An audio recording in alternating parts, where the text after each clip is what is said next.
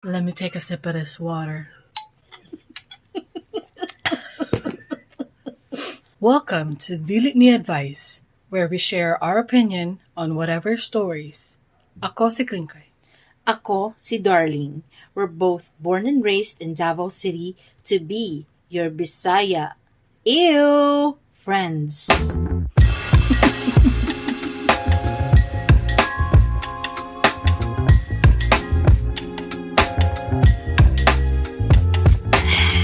Water.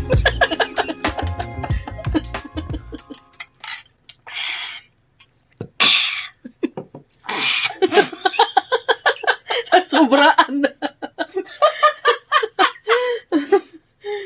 Before we get to our featured story, we would like to remind you guys to comment on our episodes, share, subscribe, follow, listen, and laugh with us. Today's episode is a heavy topic, but we will try our best to put humor here and there. And shout out sa among barista that made our GNT today. And Appreciate you. Yes, and it's so yummy. And also, have you seen our YouTube channel? Because you would see both our faces in HD. How is everybody in Davao City? Like, what do we feel today? Put it in the comments on your Spotify app. How do we feel today? Ano nga pinaba mo? Or is there something you're mad about? Like, nasuko ba ka sa CTTMO? Isapot ba ka sa no left turn, no U-turn, mga traffic points na to diri? That reminds me, close sa amo ang balay, naagyo na no left turn. Mm-hmm. And gahapon, that was Friday, buntag, dili, udto. Mm-mm. Mo left turn good siya. Mm-mm. Dagan man diha, gapon, nakakita man po minay ni left turn. Mairita ko ba? Dili siguro ko pwede mag-driver, no? Kaya ma-road rage ko ba? Bisag pedestrian lang ko. Nagulat man kong jeep ato nga time. Mm-mm. Nairita ko sa iya, kaya padulong dyan siya mo left turn. Uh-huh. Unya, ginapipipan siya sa iyahang, sa mga sakyanan nga na iyang kiharangan, kinagulat. Mm-mm. Unya, naadyo'y niingon sa iyahan, giabrihan dyan siya bintana na, bawal, with pina-X sa iyahang kamot like April Boy Regino. Unya, mo action siya og right, pero ni left gihapon. Pero don't worry, naaman dito ang shit TTMO. Wala. Ay, wala shit TTMO? Naglagot ka ni Sus, wala pa dyan ang CTTM. Wala pa dyan sayang ka, ayun. Makakwarta na hunta siya, pang Christmas lang. Diba? Sus, wala siya katilaw o shit TTMO. Wala man, nalagot ka ni ko, na road rage ko as a pedestrian. Sus. Guys, now you know that pedestrians also get road rage. Kanang dili magpatabok, lagot kasi nga ha. Ay, na ako'y ingon. Maglagot ba ako mga manabok? Kanang, dili ba? Di ba ka na mag-drive? As a passenger side. Yes, my person. Ako husband ng driver niya, ako sa passenger seat. Then, kanagong na mo tabok. Maglagot ko anang hinay mo lakaw. Pwede ka nang, bahala, dili gumupaspas mo lakaw, pero ang movement ninyo murag nagdali. Ay, ang anak jud ko, para makita nimo nga, I'm 100% good pedestrian. Oo, bahala, Ang hinay gani mong lakaw, pero the facial expression and the action sa imuhang shoulders and hands. Grabe. Unta, makita ninyo mi sa video karon. Kanang, dili, banggod, kanang, murag nagpakita acting ba nga, nagdali, wait lang, driver ha, nagdali ko, and then with all the shaking of the boobs. Pero, dili, hinay, bahala, ginay imong lakaw. But at least, I see that, she's trying. The urgency is there. Yeah, the sense of urgency is in her body movement, but not in the actual speed. Oh. So, maski wala ka nagdali, at least I know you care about me. Yes. Oo. I'm big on care and concern. Of other people. Yes, I'm big on that. Very considerate person. Really? I doubt it. I'd like to give a shout out to our children. Kay sakit akong ulo, ha? Sakit po na akong ulo. Saba, Jude! Kaayo sila. I was overwhelmed. We had a brief road trip, like 2-hour road trip, and it felt like a half day. Grabe kasaba sa mga bata. Uy, grabe Jude, no? So, our topic today is relevant to that.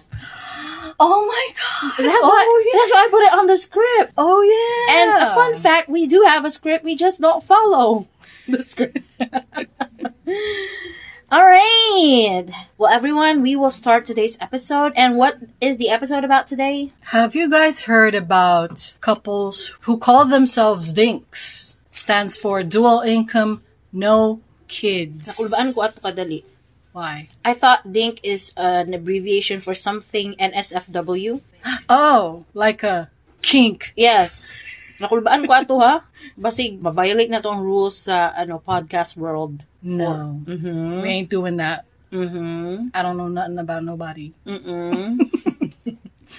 So what is this lifestyle called dual income, no kids? According to philstar.com, nga wala pa na ako gipasa ilang So many among researcher. That's her job, and she didn't do her job. What is DINK? D as in David, I, N as in Nancy, K as in Kringkay. Nasingit pa niya yung branding. Yeah. What drives couples to choose it, and how do they stay committed? According to Jap Tobias from philstar.com. This is the author of the article. So, nauso karon sa mga millennials ang pag-decide not to have kids. Millennials? Millennials? Our age? What is exactly the year range of millennials? Can you Google? Okay. 1981 and 1996. It's between those years. So, meaning, kung 1996 ka gipanganak, 1996 age today, you are 26 years old. Sako pa din na to ng mga 20 kring? Yes. So, millennial nga sila. Yes. Okay. So, go. They are millennials. Let's go. So, this first couple now, they are around 30 to 35 years old. Mm-hmm. And they have decided not to have kids to focus on financial stability and personal freedom. Dili lang sila gusto magka-anak kay na-realize nila ang ilahang lifestyle. Guys, mag-sorry lang ko daan kung makadungog mo mouse clicks because as we are recording this episode, we are also like doing the research about DINKs. So we are multitasking, recording and doing the research because my researcher didn't do her job. Yeah, we are on-the-spot researcher. So DINK is somewhat of a new trend where the millennials, like what Kringkay said, ang millennials karon uso daw sa ilaha. Some of them, by the way, because we are millennials and we're not. Some of them choose not to have children, pero manarbaho sila to sustain or feed their lifestyle and become fur parents. Like mga laga na lang og pets. Cats, dogs, pwede ipet. Pig, chicken. Usually cats and dogs. Pero dili man necessary nga naay pets. Gusto lang yun nila na walay kids cause first of all, gusto nila, kaning first couple, gusto nila financial stability, personal freedom. Tapos at kining second couple, ganahan sila maglaag-laag. So gusto sila. Ang gimo nilang children is kuan kanang murag travel. Muna ang ilahang gusto mapaadtuan sa ilahang freedom and money. Unya, kining third couple is they want to ginahuna-huna pa nila kung they are emotionally ready to raise children, which daghan gyud kayo sa atoa ang wala gina-consider. Kita nimo ang mga daghan kaayong unplanned children, including me. And me. Yeah, including a lot of people. Wala nila na consider. So this is something new. Are they ready to raise a child emotionally and mentally? Unya naapa ning fourth couple, ingon sila they want to face the pressures of life together without children. Without children. Dili pa nila kaya. So they are like aware enough to acknowledge that they are not ready. Yes, and that is smart. That is reasonable. Maura to akong masulti. Ano sa man ang inyong masulti? Ngano mani na-trend na siya na news sa Philippine Star? Na bago lang man siya gi-release nga article. February 15, 2024. Bago-bago pa jud gamay. So nag-trending siya kay daghan diri sa ato ang mga Pinoy ang dili agree. Daghan og naglagot ani nga post. In fact. Pila day ang ang engagement diha. Naay isa ka nag-trending gyud nga disagree siya ani nga lifestyle. Ana siya, quote, I saw this video where a couple is basically romanticizing the idea that they're dinks, dual income, no kids, but treat their kittens and or dogs as their own babies and then refer to themselves as fur parents. To that, we Christians say, be fruitful and multiply. Make your own babies, leave a legacy, and create human beings that have eternal souls with their own unique characteristics as people made in the image of God. Stop role-playing to be a family, be one. Unquote. Dagan mang tag-take, ani yata. Dagan kitag ma-comment, ani ba? Ani na mga... There are two sides. There's one side na dili sila gustong children, and they're proud to share that lifestyle because news gani siya sa Philippine Star. Then there are also the other side of the story where naay uban nga dili gusto and naga-impose sila sa ilang belief that you should produce children to make a legacy. And so, ang akong masulti, ana, maski wala mo nangutana, pero naminaw mo sa among podcast. Thank you. ang akong masulti, ana, kay duha man akong side, ani. Sa duha ko ni agree. Hala, pwede di ay? Pwede di sa duha ka na side ni agree? Kiyon sa kaya na? Pwede. We'll see. I am open-minded like that. My mind is so open. My legs are so kanang-kigabuy. I thought you were gonna say my legs are closed. Yeah. Dili ba? My mind is so open. You didn't get the joke? No. My mind is so open na gihawoy akong legs. Because it's open. Nahawoy na akong legs. Imagine the calculating meme right here. No. Duha ako ang giagrihan nga, no. Giagri ko sa katong couples na they choose not to have children and just kanang magpadayon lang sa ilang lifestyle of traveling or career-driven life, ana ba?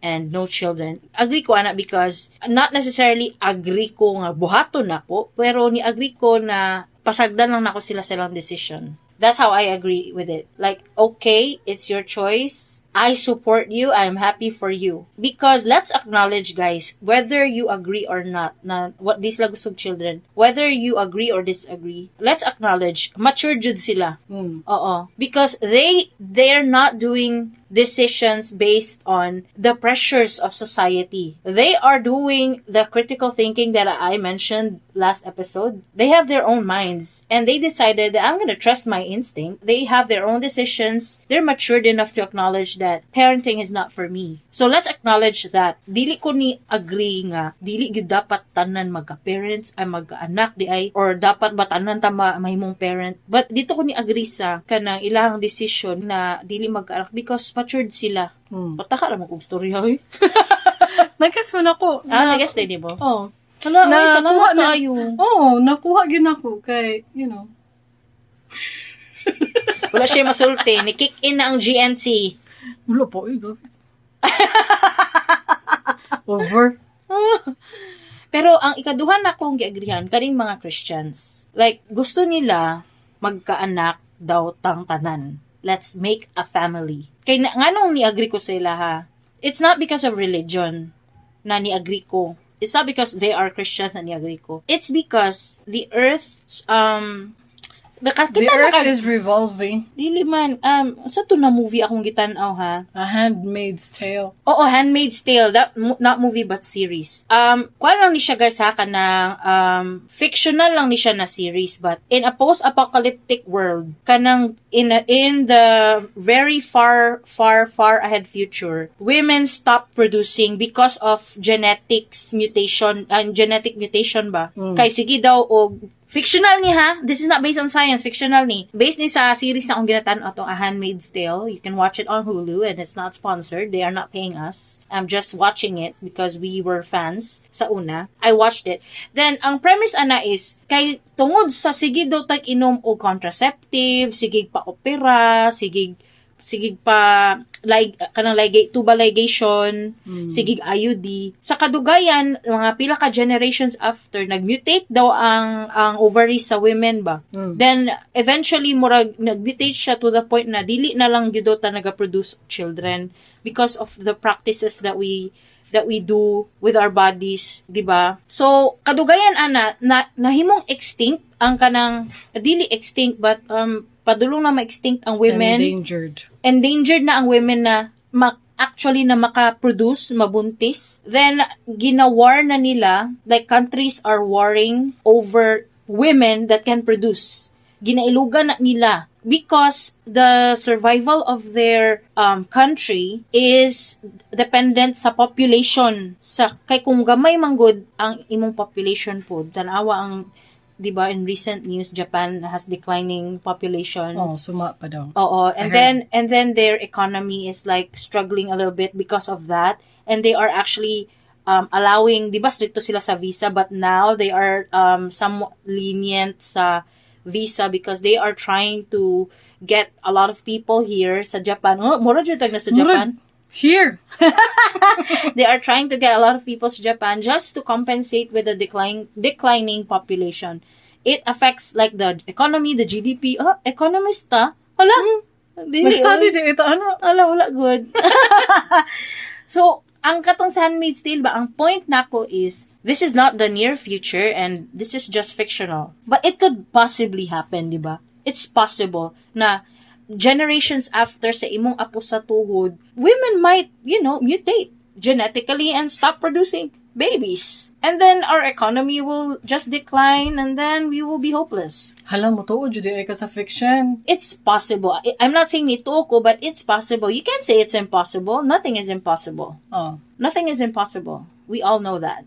Anything can happen. Yung guys sila, never na magkaano karon. Never na mahitabo nga magka-sentient. Kanang si Vision ba sa Avengers. But nowadays, you would feel like it would happen in the near future. Hapit na magka-sentient, uy. Hapit na magmata si Siri. Oo, hapit na siya matao, si Siri. Just laugh about it now. Katawi lang may karon. Pero 50 years ago, walay cellphone. It's just 50 years. In a span of one human's lifetime. 50 years ago, walay cellphone. But now, there is. What will happen in the next 50 years? Matinood na si Vision ug si Wanda mahila. Si Vision ug si Wanda? Dili, si Vision namatay man. So, mahilak si Wanda. She ain't watching it.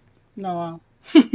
I don't know nothing about nobody. But what I'm saying is, ang point nako is, it's not impossible if this trend becomes the norm. For example, di na gyud mag-anak ang tanang babae, they choose not to have children. What would happen to the country? So my agreement is not based on his or kisa to nagpost, her Christianity, religion, but it's based on what I think would happen in the next generation kung mag-stop og produce of children.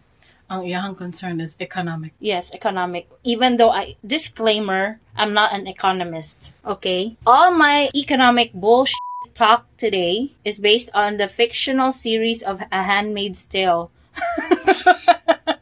I love that research. Yes. I love that source. Yes. Pero si kung panghagat sa mo mutanaw ka, dili ba ka mutanaw? No, I don't want watching no RAPE. Yes, it is. No. It contains RAPE. No, thank you.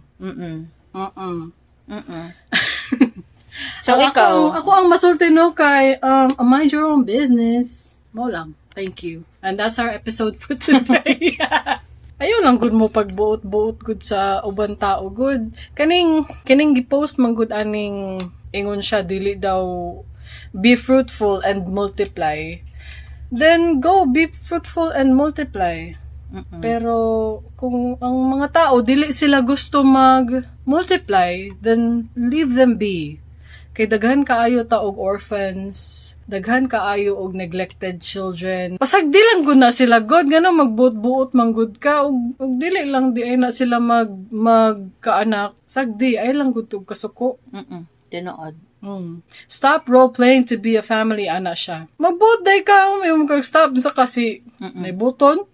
Samang ka. Let me reveal something in relation to what you said, and I agree with you saying na dili dapat tamang hilabot because I have 2 children, young adults, and as early as 13, 14, or 15, as soon as I knew na nana sila yung mga girlfriend, nag-talk ko sa ilaha dayon because I'm the kind of mom na kanang, although I respect conservative culture and values, I also am open to liberal or liberated culture and values. Like, I know it happens, so I have to be kinda understanding na mahitabo jud na sa ako or sa akong mga anak. And so when that happened, na nagkauyab jud sila, I talked to them, I said na, kay bata pa man mo, napa mo sa akong poder, dili man jud niyo kaya magbuhi og bata. And so I talked to them and said na, be careful, if dili jud malikayan, be smart about it, use protection. Ingon jud ko. Kay it's the only way to prevent it. Na dili mahitabo ng mga teenage pregnancy, you have to talk to your children. And I'm happy to say na so far jud naminaw man jud sila sa kuha. And this is in my agreement sa imuhang istorya. Nag-agree ko nga, just leave people alone because my 2 young adult children said that they choose not to have children pod. They revealed to me recently, like last year, na dili mi Magka-Anak ma. Mo na ilang decision last year. And, you know, basig mausab ilang decision in 10 years, in 15 years, wala ta kabalo. But as what they have, kanang revealed sa kwa last year, dili gidaw sila Magka-Anak. And I said, okay, kay dili ko gusto manghimong toxic na mama. I sound toxic diri sa podcast a little bit. Siguro in person, I sound more toxic. But actually, I try not to be toxic jud sa akong mga children. That's why they can do whatever they want. They want that, go. They want to do this, go. They want to join, they want to do career in music, go. They want to work and not study yet, go. Maski pugso na ko, paskilaw na ko anak, dili sa do siya. Kay magtrabaho sa do siya, try daw niya, go. I try not to be intrusive ba. So, tama ka. Dapat, dili jud ta manghilabot sa desisyon sa mga tao. Anak, gay na ko na di ko manghilabot desisyon, tas nanghilabot na inuon mo sa desisyon sa laing tao. Wala man mo ilabot sa ilaha. You're basically strangers. So, mora to. Ayaw lang mo panghilabot na lang. Kaya kung manghilabot manggod mo, di jud magsugod ang bangi. Oo. Mura lang ko na, katong nasuko ko sa mga cart, dili manghipos. Di man ko mangaway sa ilaha. Lami lang noon awayon. Pero di ko mangaway. Pasagdan na ako sila. Mag-understand lang ko ba, ay, what did sila natudluan sa ilang mama. Yung mama didn't teach you to hipos the cart after you use it sa grocery. So, I understand. Pero, nasuko ko sa akong dughan. Pero wala ko nasuko sa ilahang nga gipakita na ko sila sa kanang gipaagi na ko giaway na ko sila. Wala, oy. So, let's leave people behind. Leave people alone. Kung si Chris Crocker pa, leave Britney alone. O niya, kung katong random citizen pa ang paistoryahon, just leave them be. They're in their own world, doing their own thing. Never attribute to malice what can be attributed to incompetence. Kanilang post, kaning gibasa nimo ba? Katong niingon na as Christians, we have to leave a legacy, let's make children, let's make babies, ano ba? Lain lang iyang style, no? Kay mura gina-impose niya iyang belief sa nang dili na to ganahan ani. Dili ta dapat maging ana. Oo. Mura katong nakoy nakita na video ba? Naay ka ng traditional wife trend. Trad wife trend. Naay trad wife trend na kanang. We are here as traditional wives showcasing na naarami sa balay dili mi manarbaho. Our job is to serve our husband. Pag-abot niya, ready na yung clean clothes, food is ready, the dinner is prepared, kumbaga sa pa ba, hot water, a hot bath, a warm bath is ready. Ano ba niya, pagsilbihan ba, murag 1910 old traditional housewife traits. Nag-trend na karon sa nakita nako sa US man siguro to. TikTok. Oo, tapos mo na ilahang anang murag ilahang showcase lang nila ba, this is what I do once my husband is out of once mohawa na akong husband para magtrabaho, this is what I do. I do the laundry, wash the dishes, then mag gardening, mag plan for the day, grocery, unsa pa na yung ginaingon. gi-showcase niya pero wala man siya nag-impose sa iyang belief nga. Naami traditional wife movement, kailangan maging traditional wife tang tanan. Wala I'm sure na ay ingon ana pod, pero kining imong particular content creator na imong natanaw. That particular person, wala man siya nag-impose sa iyang, wala ni gina-push ang iyang gusto mahitabo sa atong tanan. Except for this one. Yeah. Mauna siguro ang majority sa nag-react sa iyahang post kay ikatawan lang siya kay daghan di ay og bright diri sa Pilipinas. Oo. Daghan og bright. Daghan bitog bright na Pinoy. Promise jud. Makaingon jud ka no. Oo. Tinuod na sincere jud ko. Daghan bright na Pilipino ay muna mo believe jud ko. Kanang mga TikToker lang na pero tato pa na sa imuha ba tungod kay they know how to work and hustle. Love that for them. Yes. Pero sa nabay taon na ang hustle ug hustle same ang meaning. Kanang log ug lag. Oo, ug kanang bogus ug bugos. Unsa man jud bright o bugo? Dili lang nato, guys, ayo dili ta mamugos og kung Kristiyano ta, kumbaga kung ako Kristiyano man ko, kanya akong manghod, ambot unsa na siya, kuan man siguro na siya kanang air nomad. I don't know na about nobody. Pero Kristiyano man ko ug kanang naigingon sa tuwa ang ato ang Ginoo nga love thy enemies or unsa ba love thy neighbor di ay. So whatever it is na ginabuhat sa imuha or tan-aw dili ginabuhat sa imuha pero tan-aw nimo ginabuhat niya nga dili ka agree ayaw pang hilabot. Kristiyano man kaha mo, di ba? Na ako depende ba ya sorry go. Dili na ako i-comment about that pero never mind. Ano man? I wanted to say that they are the most judgmental people. Kisa? So you guys think what I meant by they. Figure that out. I-comment daw kisa daw ng they. Kinsa nang they. Hello? They are the most judgmental people. Skor ako. Diba, isipon nimo si Magellan, nagunsa siya diri. Para i-spread ang, Christianity and literally killing people at the same time. I don't know about that.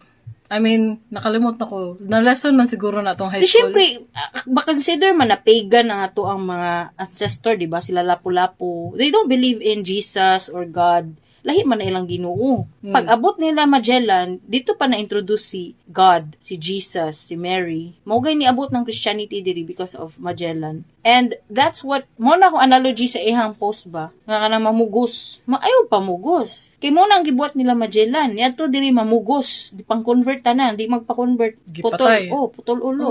Wala ko kabaluan na. Wala ka kabaluan na. Absent siguro akong utok tong high school. Diba? Oo, mauman jud na siya. And ang ako alang ba kay kanang nalimtanan ako.